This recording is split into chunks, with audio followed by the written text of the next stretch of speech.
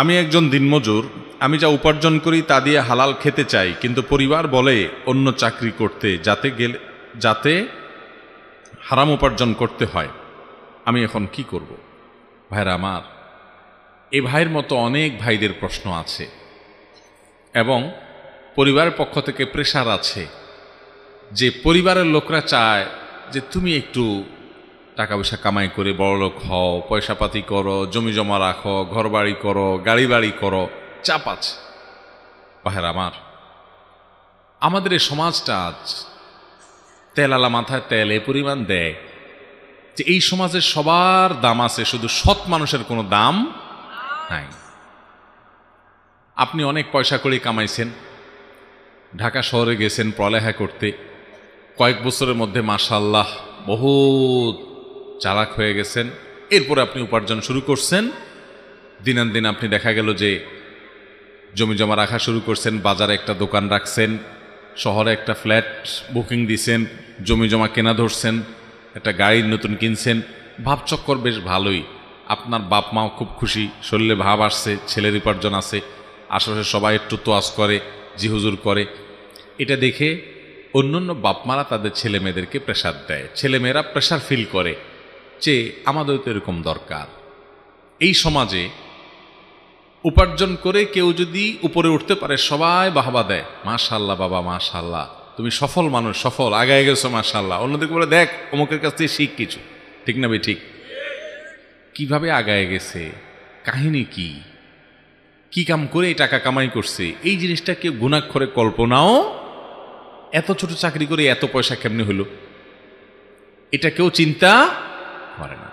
এই সমাজটা আজ এমন একটা জায়গায় চলে গেছে যে সবাই শুধুমাত্র পয়সা করে কামাই করলে তাকে তেল মাখে। সৎ মানুষের মূল্য আমাদের সমাজে, আমরা ছোটবেলায় কিছু দেখেছি, আমাদের বাপ চাচার বয়সী মুরব্বী ওনারা আরো বেশি দেখছেন। সেটা কি, সমাজে একটা সৎ মানুষের মূল্য হতো এক সময়। একজন স্কুলের মাস্টার, তাকে দেখে পুরো এলাকার মানুষ রাস্তার পাশে দাঁড়িয়ে সালাম করত, শ্রদ্ধা করত, জানে যে লোকটা সৎ এবং ভালো মানুষ। চোর ডাকাত পয়সাওয়ালা হলেও সামনে হয়তো ভয়ে কিছু বলতো না, প্রতিটা মানুষ ঘৃণা করত। এখন অন্যায়কে ঘৃণা করার মানসিকতাও সমাজ থেকে লোপ হয়ে গেছে। এখন সৎ মানুষকে দেখলে কেউ জিজ্ঞাসা পর্যন্ত করে না। কিন্তু তাই বলে কি আমরা সততা ছেড়ে দিব? ভাইরা আমার, আমি সবসময় বলার চেষ্টা করি, বিশেষ করে আমাদের তরুণ ভাইদেরকে, যুবক ভাইদেরকে, এই সমাজের বেশিরভাগ মানুষ চুরি ডাকাতি, 2 নম্বরে ছেঁচড়ামি, দুর্নীতি, এগুলোর আশ্রয় নিয়ে আঙ্গুল ফেলে কলা গাছ হয়। প্রায় সবাই চান্স পাইলে সবাই চেষ্টা করে যে 2 টাকা থেকে 10 টাকা কিভাবে করব, 2 নম্বর পথে হলেও সে চেষ্টা করে। আপনি ব্যতিক্রম হওয়ার চেষ্টা করেন যে না, আমি এটা করব না।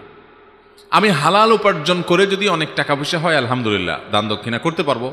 আর যদি সেটা না হয়, হারাম আমার 1 পয়সারও দরকার নেই, হালাল বহু টাকা দরকার আছে, আমি সেটাকে না করব। এটাতে সমস্যা হবে কি, আগে ভাগে বলে দিই। সমস্যা হবে, বাপ মাও খুশি হবে না, বউটাও হয়তো খুশি হবে না, ছেলে মেয়েরা হয়তো খুশি হবে না। তাদেরকে খুশি করার জন্য প্রথম কাজ হলো তাদেরকে দিন বোঝাবেন। দিন, যে গোটা দেশটা আমি কিনে ফেললাম এক সময়, হয়ে গেল অনেক টাকা পয়সা, তো নিয়ে যেতে পারবো কিছু? নিয়ে যাওয়ার সুযোগ আছে কোনো? কাফনের যে কাপড়, এই কাফনের কাপড়ে কোনো পকেট আছে? তার মানে কিছু নিয়ে যাওয়ারও সুযোগ নাই। কার জন্য করব? আমি 2 নম্বর পথে টাকা কামাই করে রেখে যাব, ছেলে মেয়ে নাতিপুতিরা ভাবচক্র নিয়ে চলাফেরা করবে, আর ফেরেশতা মুগুর মারবে আমাকে। এর চাইতে বেকুব এবং নির্বোধ আল্লাহর জমিনে আরেকটা হতে পারে? পারে না। এজন্য ভাইরা আমার, সৎ টাকা হালাল উপার্জন করব, হারামকে না করব। বাবা মা বুঝে না, তাদেরকে বুঝাবো যে বাবা কতকাল বেঁচে থাকবা, অমুকের ছেলে কামাই করছে, কিভাবে করছে আমি জানি না, যদি হারাম উপার্জন করে থাকে তো ওই টাকা আমার দরকার নাই বাবা, আমরা গরিব থাকবো, অনেক সুখে থাকবো, মানসিক শান্তিতে থাকবো। আমি এটা কথা প্রায় বলি, আজকে এক মাহফিলে বলে আসছি যে ভাইরা আমার, যারা অবৈধ পথে উপার্জন করে 2 নম্বর টাকা দিয়ে বড় লোক হয়, আপনারা আমরা দেখতে বাহির থেকে মনে করে যে অনেক সুখে আছে, তাই না? বিশ্বাস করুন, দুঃখের সাগরে তারা হাবুডুবু খেতে থাকে। দুঃখটা কিসের? দুঃখটা হলো মাহফিলে হুজুর বলে যে অমুক হাজী সাহেব 50,000 টাকা দিছেন, বলেন নারে তাকবীর, শ্রোতারা বলে আল্লাহু আকবার, বলেন মারহাবা, সবাই বলে মারহাবা। ওই বেচারা সে তো জানে সে কোত্থেকে টাকা কামাই করছে। সে যে টিন চুরি, গম চুরি, সে যে দুর্নীতি, সে যে 2 নাম্বারি, সে যে মানুষের হক মেরে মানুষের রক্ত চুষে কামাই করছে, দিন শেষে সে তো জানে। এই জন্য তার ভেতরে অপরাধের একটা অদৃশ্য জ্বালা আছে, ওই জ্বালাটা তাকে জ্বালাতে থাকে।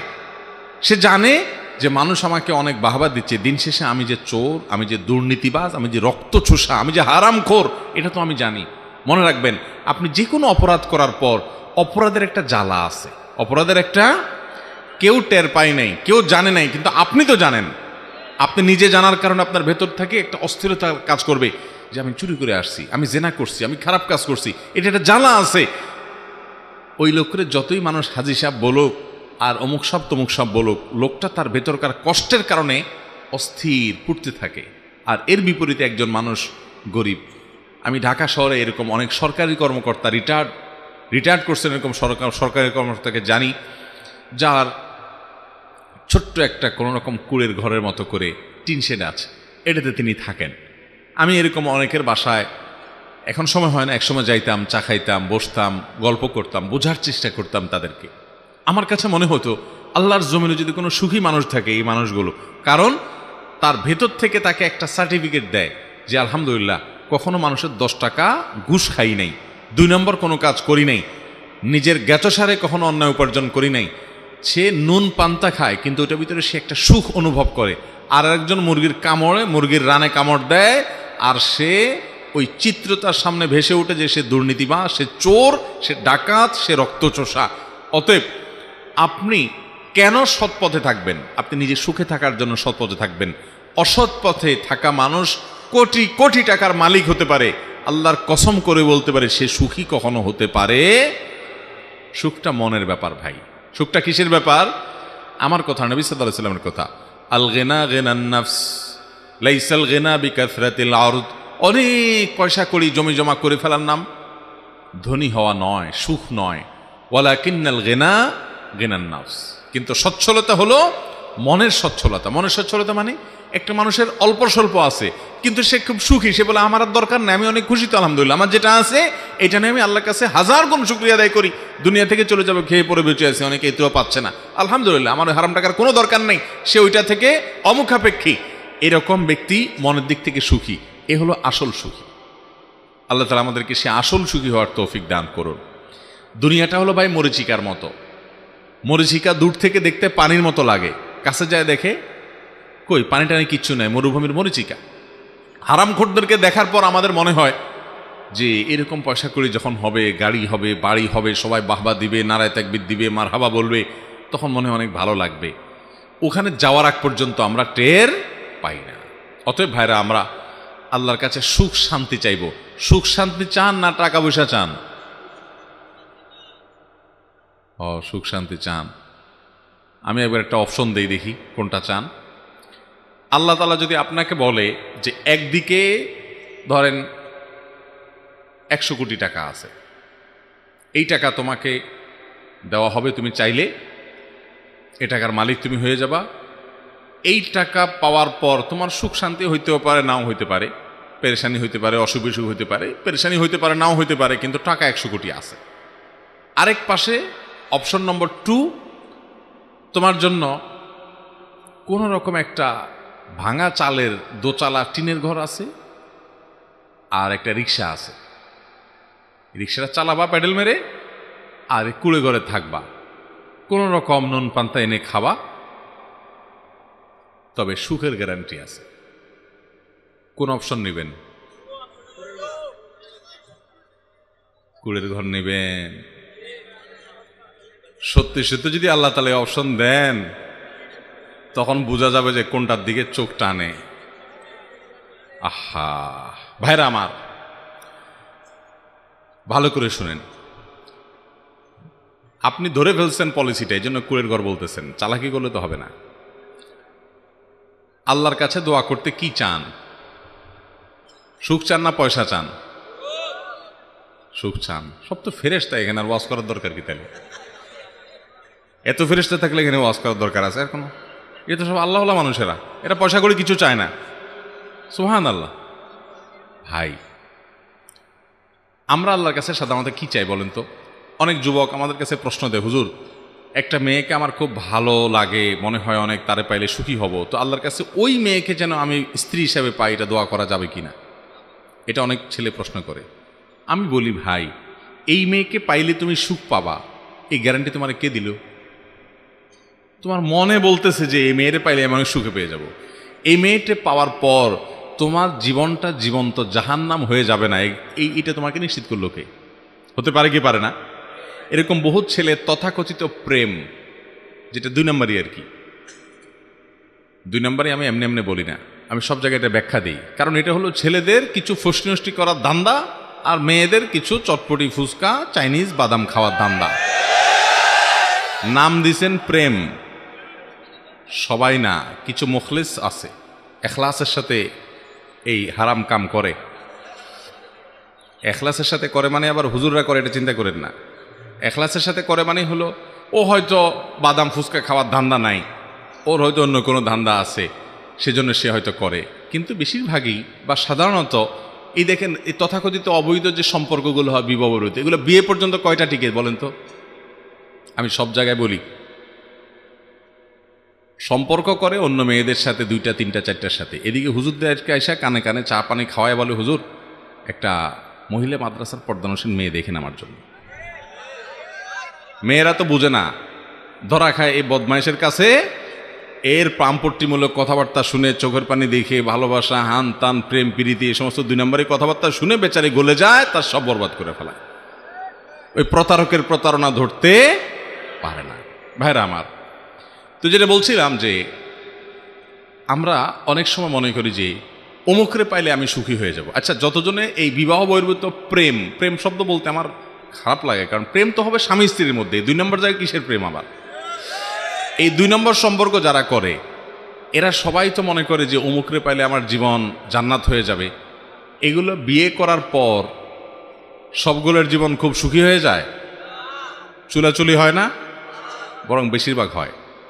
এই 2 নম্বর সম্পর্ক বেশিরভাগ ওইদিকে যায়, কারণ আল্লাহ তাআলা হারামে আরাম রাখেন না। এর বিপরীতে আমি দেখাই, বৈবাহিক সম্পর্কের মাধ্যমে যে সম্পর্কগুলো গড়ে ওঠে, এখানে অশান্তি হয়, কিন্তু এখানে তুলনামূলক কম হয়। তুলনামূলক এখানে প্রতারণা কম হয়, সামাজিক একটা বন্ধন আছে, ফ্যামিলিগত একটা কমিটমেন্ট আছে। এটা এরকম হয় না ভাইরা আমার।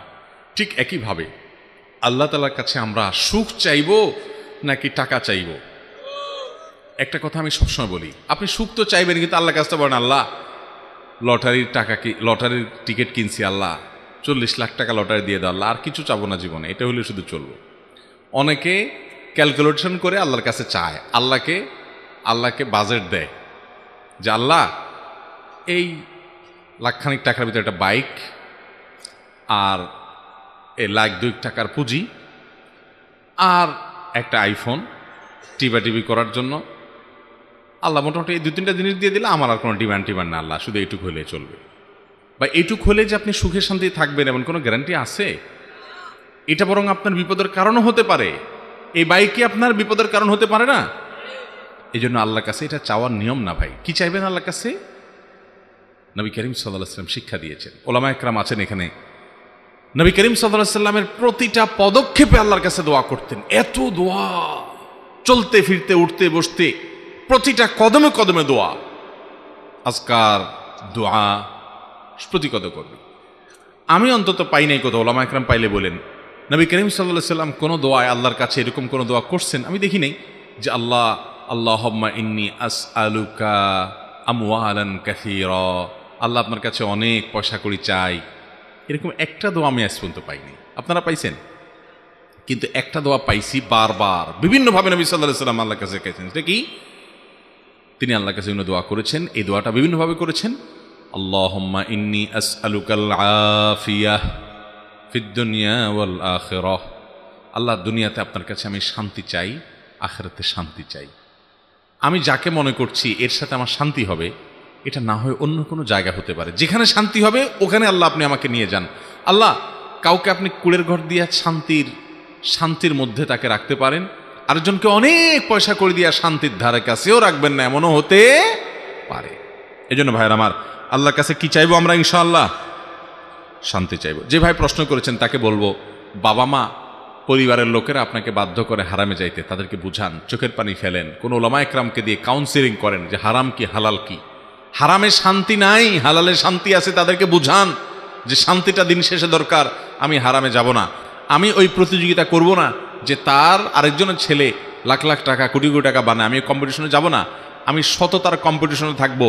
লাখ লাখ টাকা বানানো কুলি চামারেও পারে, আরে এটা তো হাজার হাজার ছেলে মেয়েরাই করে, সৎ সবাই থাকতে পারে না, আমি সৎ থাকবো ইনশা আল্লাহ। আমাদেরকে সৎ থাকার তৌফিক দান করুন।